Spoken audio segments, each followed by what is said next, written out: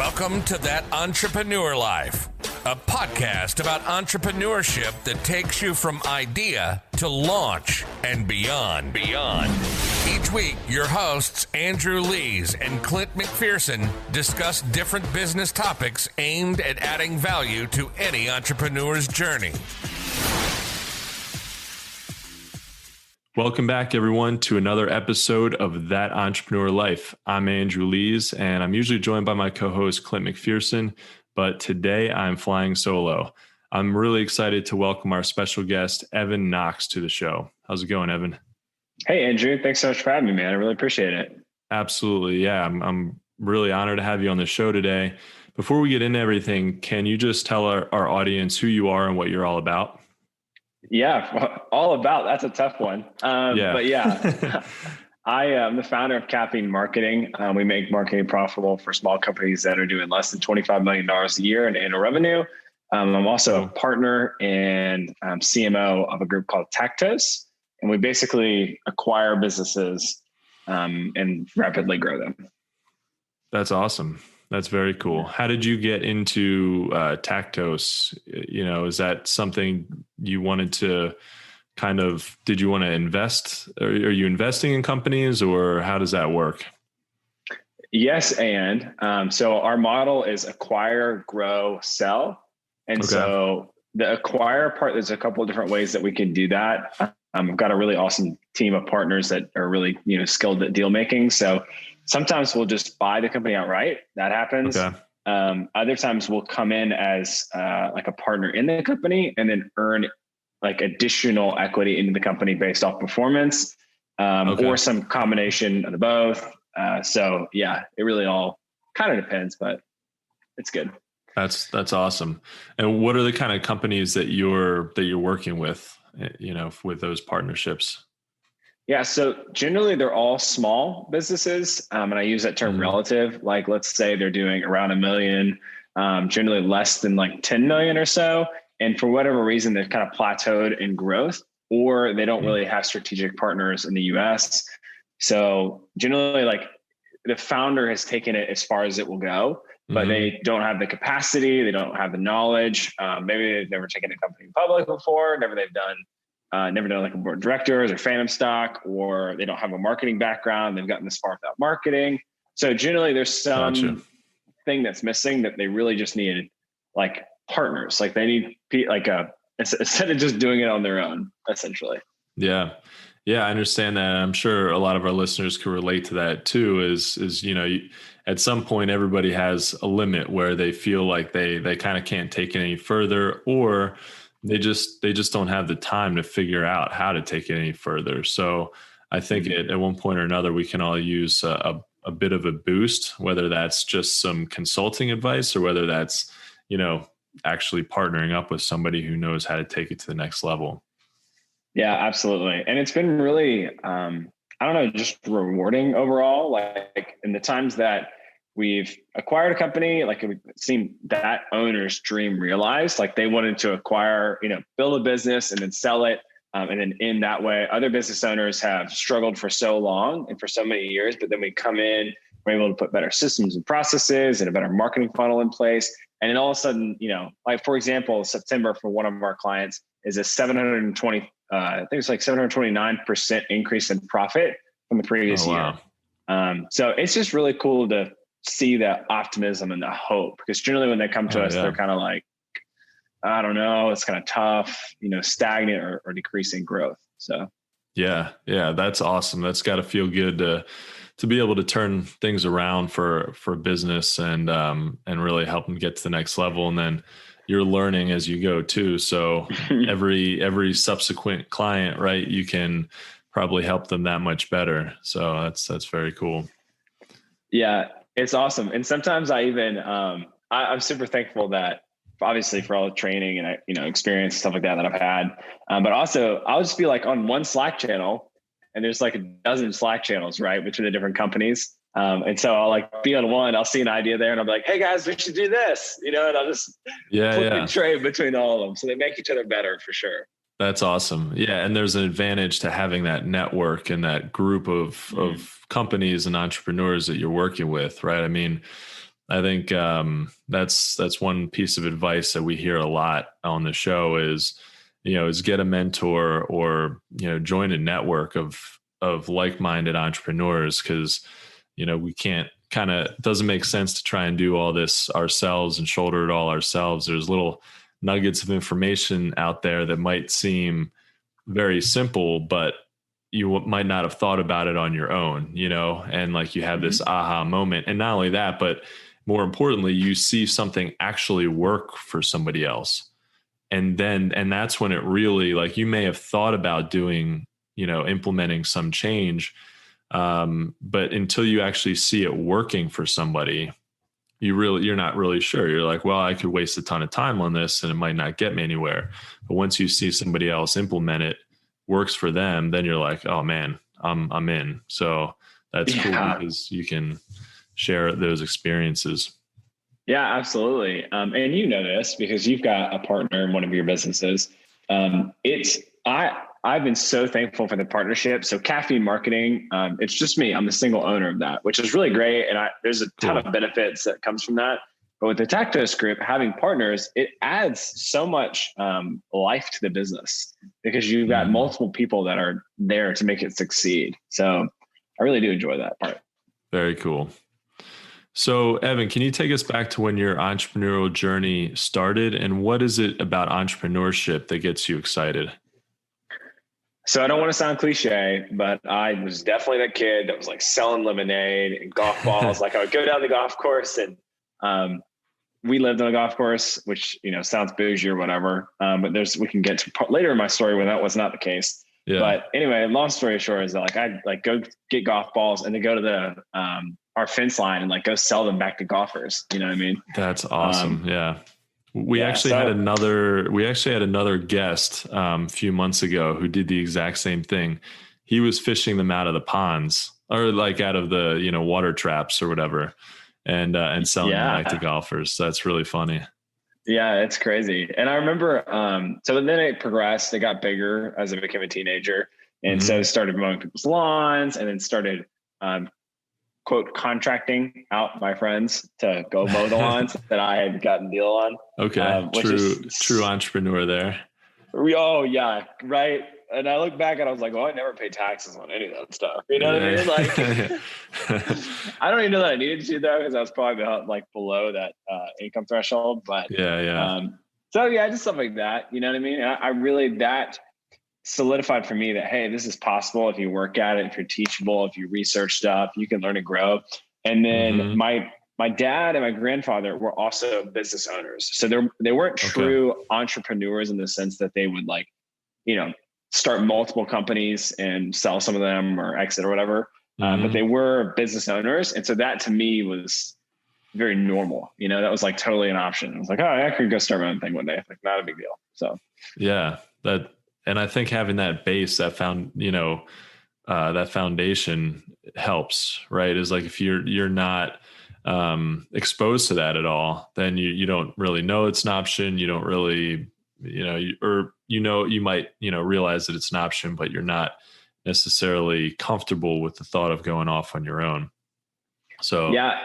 It's crazy. My wife is, super sweet and awesome. But she was telling me, she's like, it's just crazy to think that I married somebody that owns their own business because she could never wrap her mind around that. Like her entire family, worked in Detroit, worked at a factory, worked at a hospital, all this stuff. And so to her, the concept was completely foreign.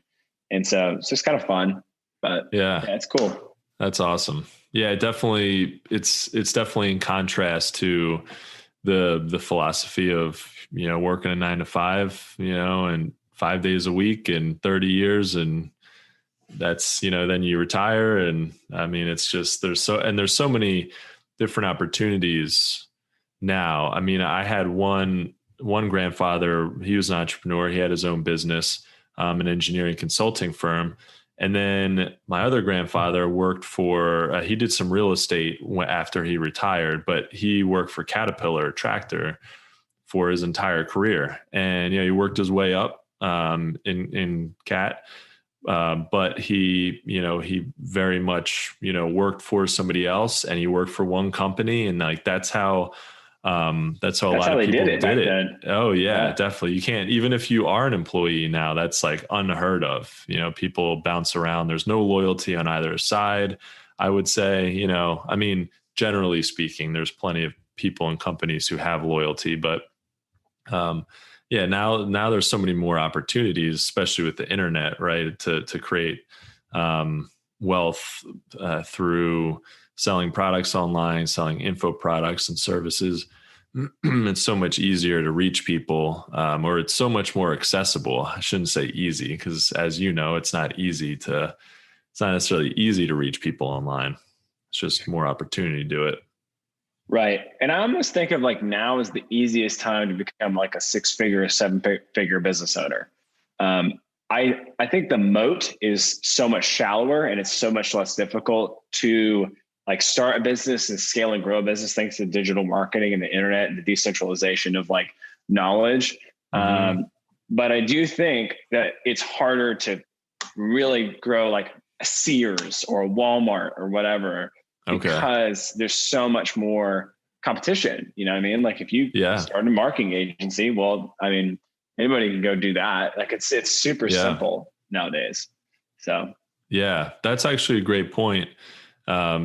Because you because of the decentralization, which allows more people to get a little further, it allows fewer people to break through and actually, take a larger piece of the market share, because there's so much competition. There's so many, people, selling online and selling digital marketing services, and there's a lot of things that are pretty saturated. But then it's really cool when you come across something that isn't very well saturated, and you find an opportunity where you didn't really think there would be, but it's just sort of untapped for whatever reason. And if you can get in, that's where that's where you can really make some money. Right. And I mean, you're familiar. I know you are, but like this blue and red ocean, like this idea that in a red ocean, there's plenty of sharks because it's just a really crowded, there's already fish there. And there's a ton of people that are, fighting for the same market share. But a blue ocean product is one that there's not a lot of competition. So the ocean water is blue, for the fish out there. So, but I would be really interested to know if any of that, because all of that's just Evan's opinion. Right. I don't know if any of that's actually true, but that's just my guess. Yeah. Yeah. Well, yeah, we'll have to have, some listeners get some feedback on that, but yeah, so we love that you're passionate about sharing actionable advice for how to grow a business with a good marketing strategy.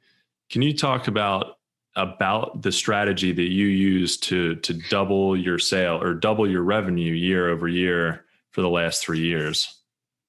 Yeah. So for Caffeine, I think of this as like my business, almost like business owner framework. So, or the CEO framework, because in my opinion, it's not just about marketing or sales or margins or whatever. And this has really become true as we've acquired more businesses. It ultimately comes down to the leader, and that leader's willingness to invest back into the company, to invest back in himself, his employees, and to essentially, I kind of mentioned it earlier, but like decentralize command and empower other people to make decisions. Like a lot of these businesses have an incredible product, but they've got a business owner who has a scarcity mindset or micromanages everything. So they never get beyond 15 employees or a certain number in revenue because they just don't let decisions go. So that framework that I've used has to do really with self, leadership, and then the actual business. So the actual business part is finance, marketing, operations, all that jazz. But the self part is nutrition, it's fitness, it's sleep. And then leadership is ultimately about emotional intelligence and caring about people and how to actually lead teams really well. So in my opinion, that's the 3 things that I think are most helpful.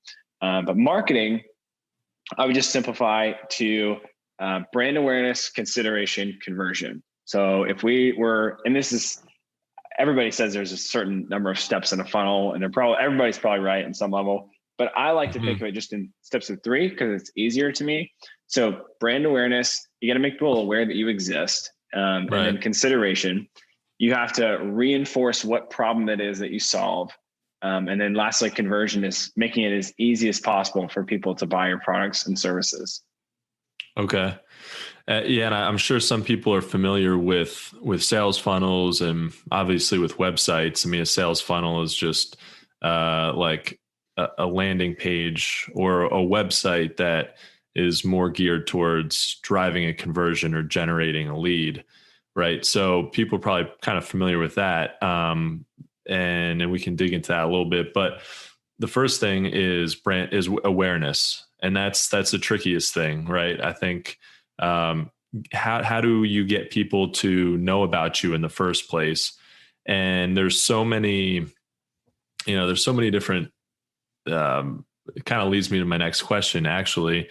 I was about to ask it twice, but, there's plenty of overwhelming moments as an entrepreneur where we feel pulled in too many directions, especially with marketing and sales. What would you say to somebody who's feeling that way, and what can they do about it, especially with like as it relates to the ways in which you can build awareness about your company? Okay, so first off, that feeling happens at all stages of the business. Like you're just like, oh my gosh, oh yeah, what are we doing here? So when you're first starting your business, I think obviously your biggest problem is brand awareness. Like people don't even know that your product exists. I'm sure that you experience that just out of like the actual process of a business. So making people aware that you exist can be an overwhelming task because there's so many different ways to do it.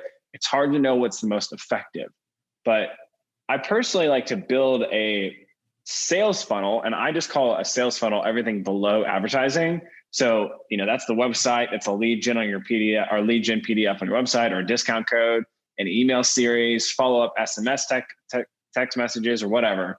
So I like to build all that stuff before we really start doing advertising. But sometimes you have to get the advertising going to pay for all the other stuff.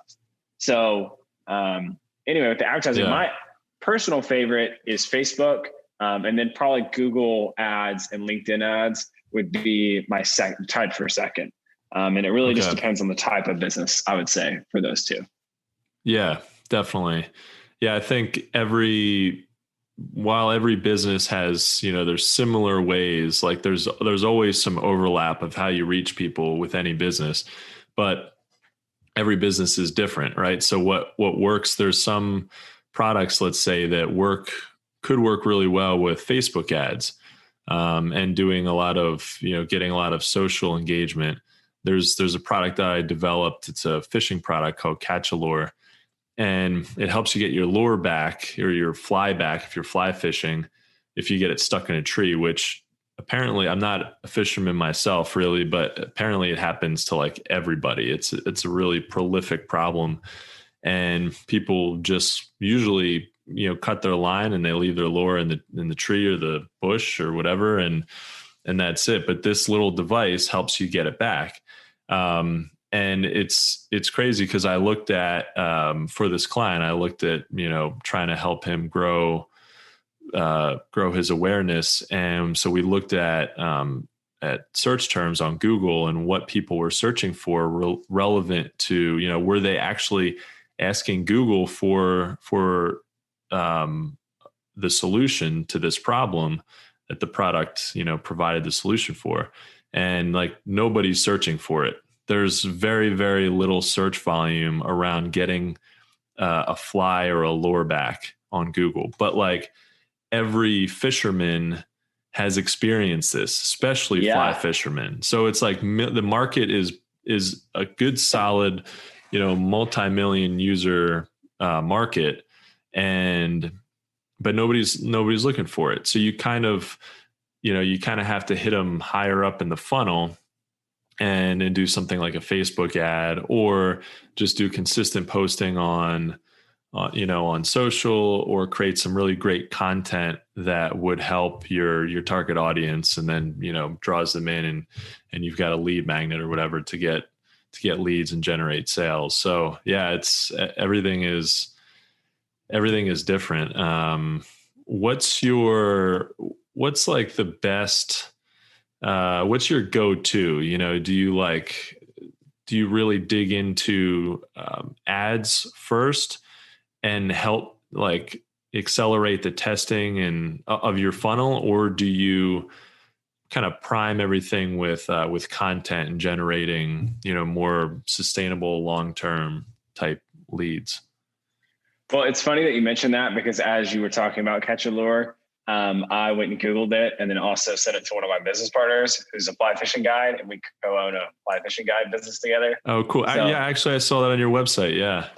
That's awesome. So I can tell you, as somebody who's not a great fly fisherman, all the time when we go out, at least twice, he's cutting the line and retying it for me. So maybe this little device could be super helpful for him. But that was a perfect example of a product that really fits a need, but yet nobody's searching for it. So because they don't know it. So I love that for Facebook. That's a perfect example, and could see how that could be really successful. Yeah. I personally, it is like an ideal, right? So if they already have advertising, of course, like let's dig into their advertising and better try to optimize for conversions. We have a framework that we use within advertising that I feel like is a really simplified campaign structure, and it works really well. But I like to start with messaging. So we start with messaging, and then we use a framework called StoryBrand, and I'm a StoryBrand certified guide, which means I'm essentially licensed to use this framework in our clients' marketing. And when we create that messaging framework, that same messaging will go across their website, their sales funnel, their advertising, their emails, their sales calls, their videos, all of their assets, so that it's reinforcing the same messaging over and over again as somebody goes along like the sales funnel or marketing funnel journey. So that would probably be our specialty, is using that sales, that StoryBrand framework in order to actually execute our marketing for our clients. I gotcha.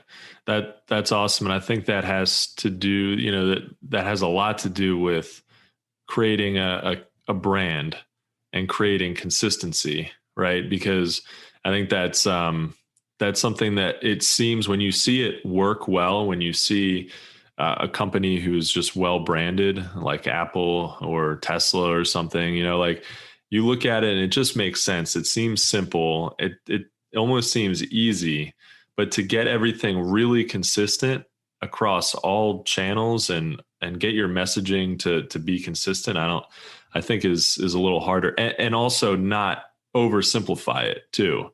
Like you can easily try to be consistent and just, stick to very, very simple. And sometimes it's like too simple. You're not quite giving enough information that's convincing to customers. Yeah, I agree. And I would say that I'm just going to make up a random number here. 85% of businesses overcomplicate it. Or they're trying to be cute and clever. And so a client comes to mind, and they're called Finisec. And essentially they're a cybersecurity solution for banks, like smaller banks, not like Wells Fargo, but like your local community bank. And it's incredibly complex what they do. And they're super smart. Their entire team is super bright, but they all speak cybersecurity jargon. And the person that they're trying to sell to is the president of that bank, and he is not a cybersecurity expert. And so they need to dumb it down so much so that a fifth grader could understand it. And then at that point, then it becomes a solution to a problem that person's experiencing. And that's what I like about a Catch a Lure, right? I mean, this is super simple. You're like, oh, get stuck in a tree. Got to get it out. No problem. Yeah, exactly. Do you want to never lose your fly or lure again? Like that's kind of it. It can be as simple as that, and it's like, oh, well, yeah, I don't want to lose it. And there's like the odd people who are like, nah, just cut the line and that's it. And it's like, all right, that's you're going to waste, money, right? But because you're going to have to continue to buy new lures and flies. And also you're just junking up the environment. Like birds are getting hung up on, on hooks and stuff. But yeah, I mean, it's just a really, really simple message. But I think that the thing actually that Catch a Lure still struggles with, is really like their conversion is great for the traffic that they get to the website. Conversion is great because it is such a it's such a simple product. I think the website does a pretty good job of explaining what it is. It could probably be cleaned up a little bit.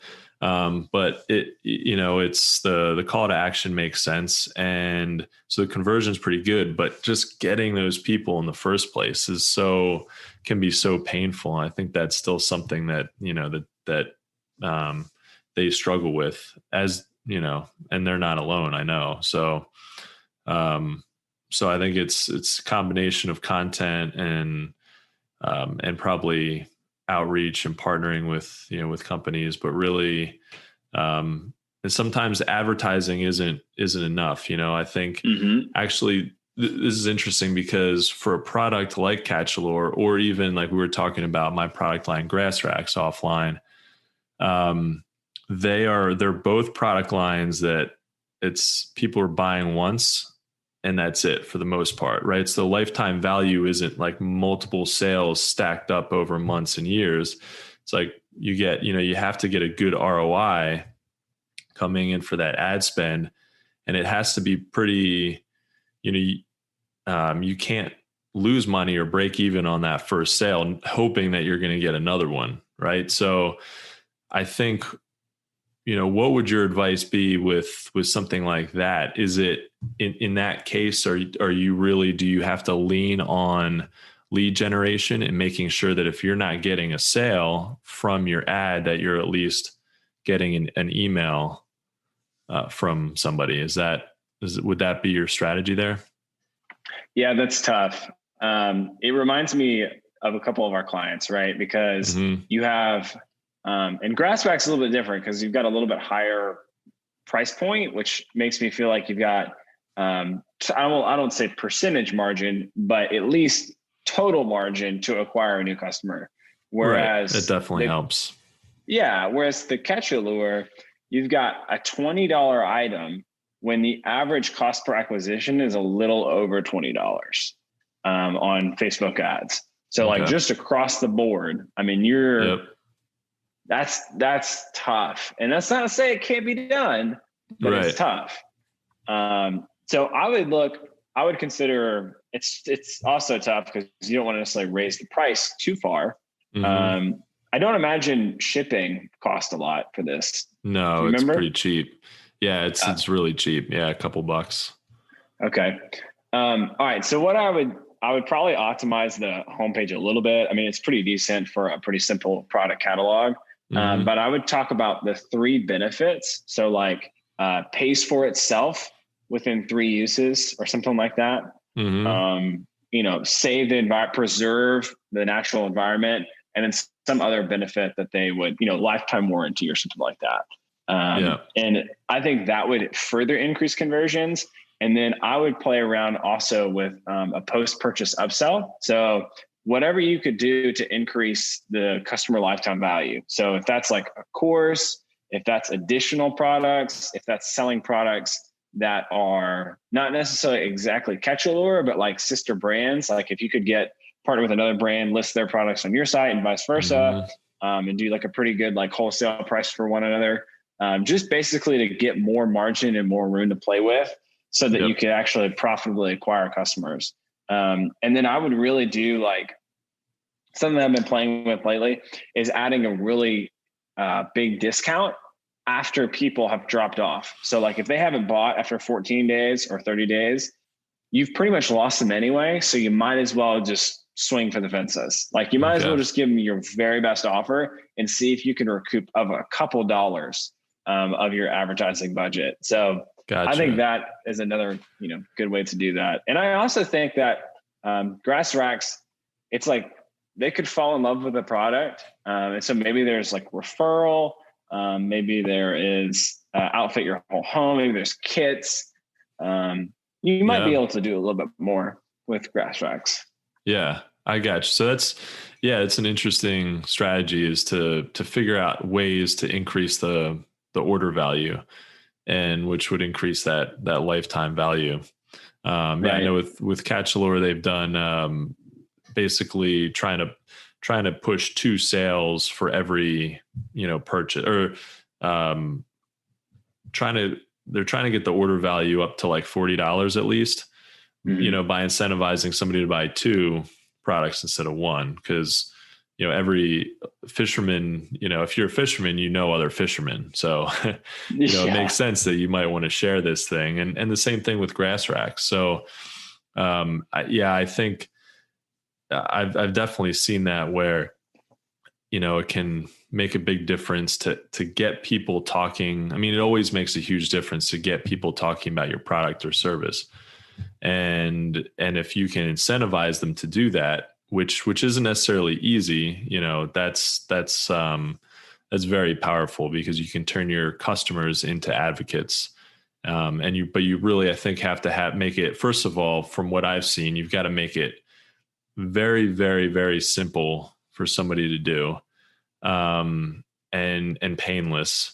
And sometimes just trying to get them to share on social might not be the best, because people are a little weird about, like, that you just bought flip-flops and you, like, do you really want to share that on Instagram? Like, who cares, right? But I mean, I think there's some people who would be cool with that, and then other people who are just like, I'm not going to do that. I might tell my friend about it, but I'm not going to just throw that out there to the world. Yeah, 100%. And I'm looking at grass racks, and I'm thinking to myself, man, the person that loves wine, actually, let's reverse that, because I don't know if that's true. The person who kayaks probably also could paddleboard, and also probably has some sort of snow gear, some sort of snowboard, or ski rack that they need. So I think a post-purchase would be super interesting. So what I would do is I would play around, what's the best first product to sell? So I would try selling different products as an entryway into the business, and try each one for like a week, run almost an identical campaign for a week, and do every single product, see which one performs the best at the same budget, the same audience. And then once you have that, then turn around and try to sell the other products after that. So that essentially, it's like, oh, I already bought like the wine rack. Why would I not buy the shelf? Or, oh, you know what? The garage, I totally do need that, whatever. Yeah. But there might be one product they buy first. Gotcha. Yeah. And figure out what that is first. And then also figure out what product responds the best to ads, maybe. And then kind of use the top 2 or 3 as like the beachhead to get in and acquire customers, and then get that repeat customer or get that repeat order up from people. Yeah. It's interesting. Yeah. And I think that, I mean, I see the, obviously you've got to showcase the rack. But I would spend a couple $100 and just get like a really good photographer and just have them do some product photography for you. And then make all of the images, the same dimensions, so it looks super clean. Yeah. Yeah. It's a great point. We've sort of, our product photography has kind of evolved over the years. It was pretty rough in the beginning. We did get a photographer for our first like line of products, and she was great, but she wasn't really a product photographer. And actually what we've learned is, with grass racks in particular, which I'm sure there's a lot of other products that, fit this category, is they're kind of difficult to photograph, because you've got the product is, some of our products are relatively large. And then you've got these, what they do is store gear like surfboards and wakeboards and paddle boards, big equipment.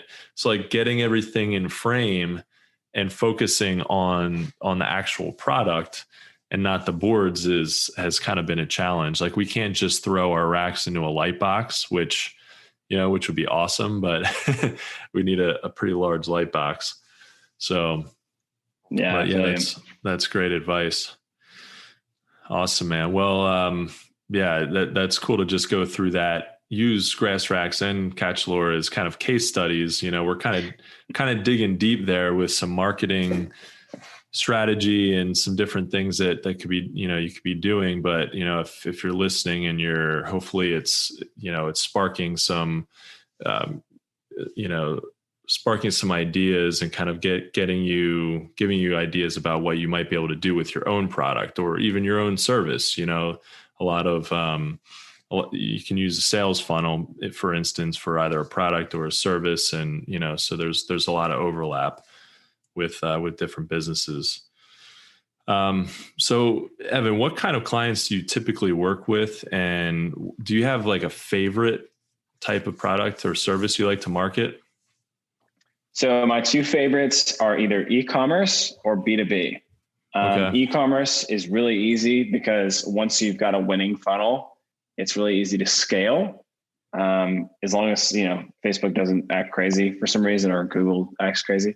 Yeah. And then the other one would be B2B. And I really love B2B because once you have, honestly, you've got so much more margin to play with. You've got several $1,000s generally for a deal. And so if you can acquire a company, if you can acquire a client for $1,000 for a company or even $5,000, if they have $10,000 in margin, do that all day. You know what I mean? Yeah. So that's why those are our two favorites: is e-commerce, otherwise known as online businesses, or B2B, just because they have higher ticket sales. Yeah. How about something kind of in between, like a course, an online course, or like an info product where the ticket value can be high? It could be several $1,000s because you're giving a ton of, help. Like somebody could use that information. Like, let's say, it's a $1,000 course. They might be able to use that information and generate $10,000 a month in recurring revenue. And so that $1,000 is like, an amazing investment for them. But it's obviously like a relatively high ticket price. So, is that kind of like a really nice sweet spot if you can figure out how to have that kind of product? So courses are interesting. We've got two or three course clients right now. And what I've seen is that it really comes a lot down to product fit, and then advertising can deliver that to the next level, or it is just kind of, you're barely getting by. So there has to be a really good product fit, and then positioning is also super important. So that client that I kind of alluded to, that was like doing okay, basically breaking even right now. We think that there's a product positioning like issue. So there's two bigger players in the space who are really well established, like featured on all kinds of news outlets, like super high end, selling for the same price. So it's hard for her to compete in that regard. And so we're trying different pricing. We're also trying, how do we position her product so that it's unique? And the last thing I would say is that we're going to shift in because the messaging was created before Caffeine started working with them, but we're going to shift from essentially selling features and what they're going to learn in the course to what are they actually going to get. So in this case, it has to do with like essentially babies. So like how to, and I've got a 14, 15 month old right now. So nice. I feel it, but like I guess and my thought process is, and why we're like shifting on this account, is that instead of selling, you're going to learn all this stuff about how to care for your baby, it's like, no, we have to solve a problem. And what's that problem? You don't feel confident in raising your kid. Okay, we're going to give you confidence to raise your baby well, or something like that. But it has to solve a problem and be an actual benefit, not the actual features of what they're going to learn. If that makes sense. Yeah, for sure. That you see that a lot with products and services where the features are advertised and promoted instead of what those features actually do, how they can help you, because the feature might be totally meaningless to you if you're not making the connection to, okay, cool, how does that help? Like if we're talking about just to jump back to grass racks for a second, it's our racks are made from super strong bamboo plywood. That's great. but why does that matter to our customers? What matters to them is that their giant paddleboard, their race paddleboard, and they might put 3 of them on one of our racks. They care because they don't want all those paddleboards to come crashing down. So it's strong because it keeps your boards from flying off the wall. And that's a better connection probably. So yeah, that's interesting. It's a subtle difference, but it really makes a huge difference. Yeah. And I think of it often as how people, and I have to remind myself that people think of this in regards to my own services, like with caffeine. Mm-hmm. So they're not looking for a sales funnel, a new website, or Facebook ads. What they're looking for is marketing that's profitable and for a predictable way to scale and grow their company. So we're all guilty of this, but we have to clearly explain what it is we do and what's the benefit of our products or our services, and pitch the benefits after we mention how we go about doing that, if that makes sense. Gotcha. Yeah, that's cool. I mean, you can have both of them there at the same time, but it makes sense. But you have to make that connection and explain to people what they're getting and why they're getting it. I like that. So through your entrepreneurial journey, Evan, from the highs to the lows, what has been the most difficult thing about being an entrepreneur? Well, I think it is balancing. I'll just say, for me, the most difficult thing that I had to do was balancing paying off student loan debt while also growing the company. At a macro level, I don't think that that's the most difficult part about being an entrepreneur. Not saying that, but for me, tactically, the thing that was the hardest would probably be that. So in the first, when we got married, my wife had graduated college at Michigan State. I think it was like $90,000 in student loan debt, and so we started caffeine, or I started caffeine like year 2 of our marriage, and so we were trying to pay all of that off. We paid all of it off in 3 years, but it was hard for me to balance what do I reinvest back into the company and what do I pay off in debt, and totally. How do we live? Yeah. So I would say for me, that was the hardest thing to balance, I would say. I gotcha.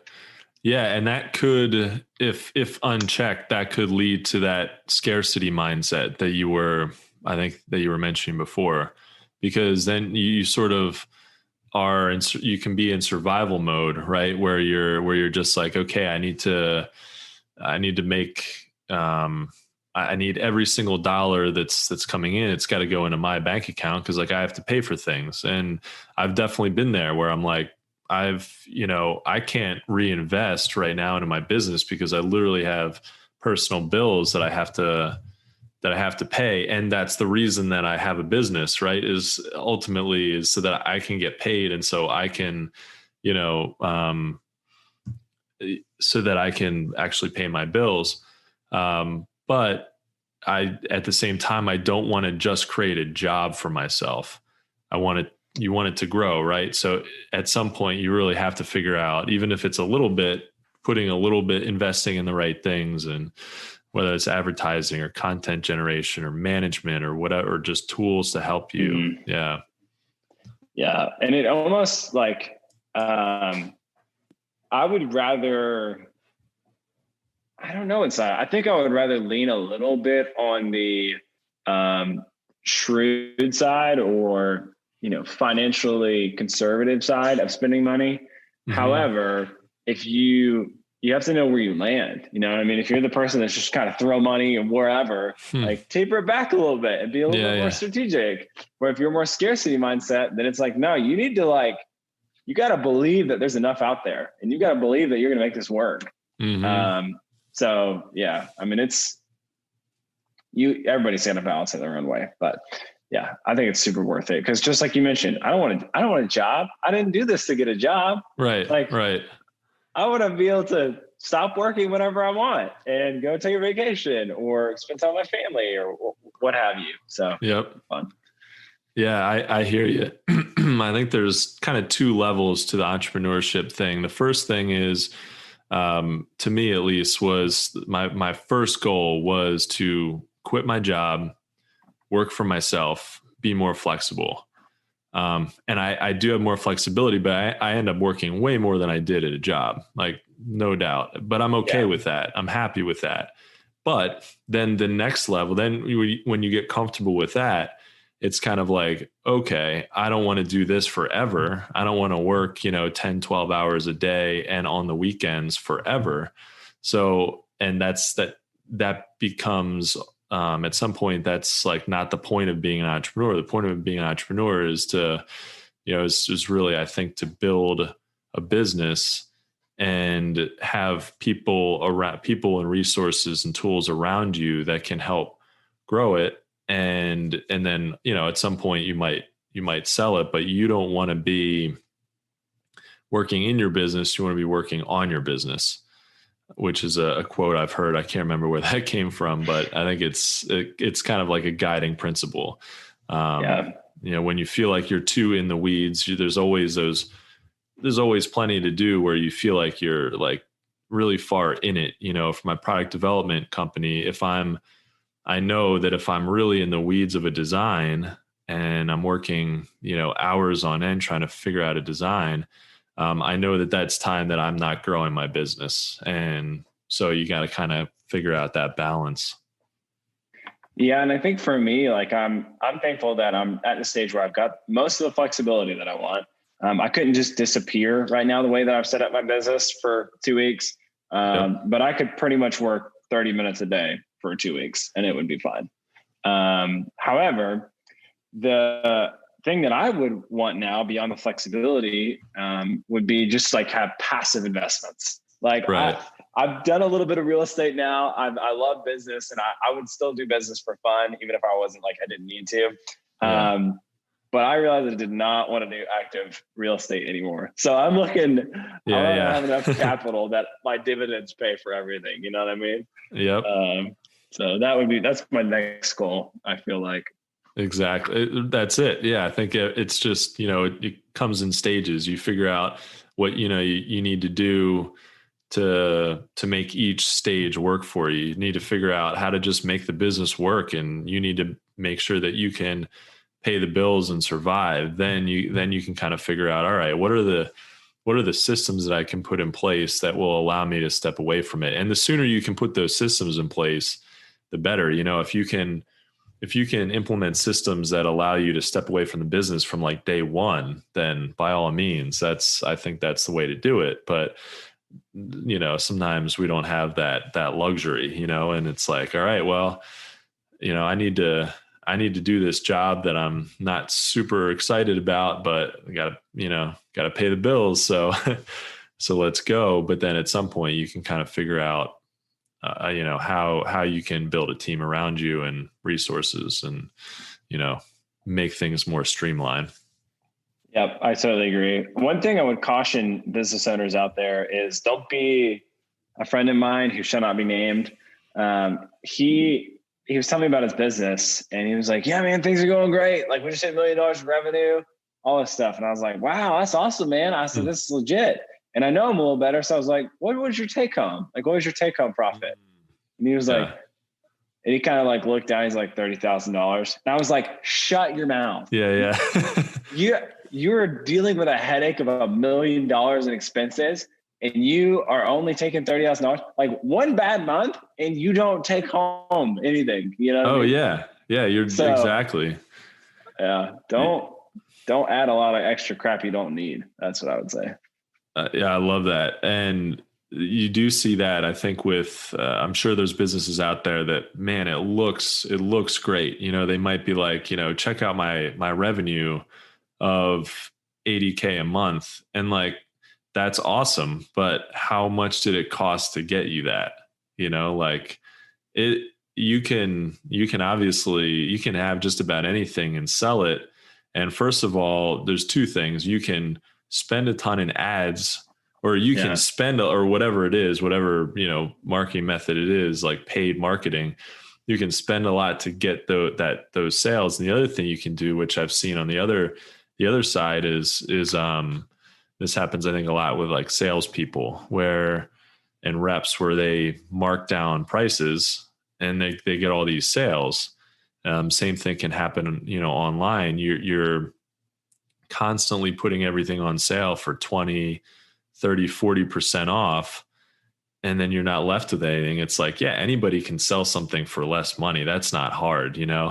So you make it practically free, and like there's no skill involved in sales then. So yeah, I totally agree. Is it really, at the end of the day, probably a good exercise is to do a calculation of what your business would be valued at, because that takes into account your revenue minus costs, your net profit, and a bunch of different ways to calculate about, the value. But just to get a rough idea, if you're like, for your buddy, if he's doing $1 million in sales and spending $970,000 to get that, well, then, the value is about probably $30, $40, maybe $50,000 for that business that's doing $1 million in sales.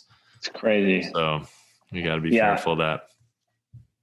Well, I was going to say, like, there's 3 businesses that we've acquired, and one we just acquired, and we probably wouldn't have acquired, but we've been negotiating since March.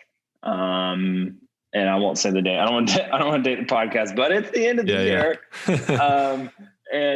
So we just closed on it. And so we would not buy this business beforehand. Like, we would not do it, because it's like $100,000 like in deficit every year. And so we're just like, oh, wow. And it's a crazy big business. Like, I'm not actually crazy big. It's still a small business, but it's a crazy big small business. And it's a pretty well-known brand. And that's why we're acquiring it, is because we really like the brand. You would be surprised. There's a lot of businesses out there that are not. Something happens like a pandemic and it's over. So yeah, exactly. For sure. I think I'd rather grow a little slower, but grow sustainably, and, figure out how to get, ultimately figure out how to get your costs as low as you can, like your cost of goods, and then lower your acquisition costs over time, but not just like spend a ton to make a ton. And, that doesn't necessarily lead to good long-term sustainable growth. So that's crazy. Well, you might have already answered this as we've gone along, but as we wrap up the episode, if you could only leave our listeners with one piece of advice, what would that be? Can I do one business and one personal advice? Totally. Yeah. All right. So my marketing advice would be, don't play the hero of your own marketing messaging. Play the role of a guide. That StoryBrand framework teaches you how to do it. Big fan of it. So go out there and be the guide for somebody else with your products and services. And then it's super good. I didn't come up with it. So, but the next one would be focus on what matters 100 years from now. So honestly, if a proposal goes through or if it doesn't, it's really not the end of the world 100 years from now. And so it's little small stuff like that I don't get too caught up in. Because it really doesn't matter 100 years from now to me. So that answer is probably going to be different for each person. But I would say just ask yourself, does this really matter 100 years from now? And figure out what does matter to you.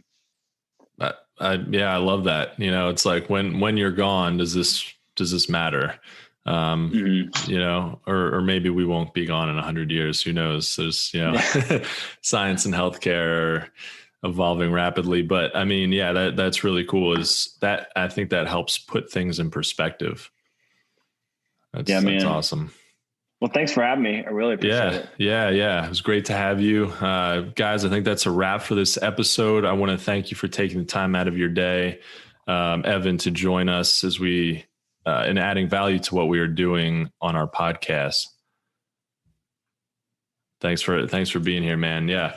Thank you so much for listening to That Entrepreneur Life. To learn more about what Evan's working on, check out caffeine.marketing. If you like what you heard today, make sure to subscribe to our podcast on iTunes or any other major podcast directory. You can also find us on all the socials and on our website at thatentrepreneurlife.com. With that said, we want to quickly give a special shout out to our family and friends, to include all of our listeners, followers, and subscribers. Thanks for continuing to support what we do as entrepreneurs. And don't forget to join us next week for another episode of That Entrepreneur Life. Thanks for listening to That Entrepreneur Life podcast. Be sure to visit thatentrepreneurlife.com to join the conversation, access our show notes, and discover our fantastic bonus content. Don't forget to join us next week for another episode as we continue to add value. Until next time.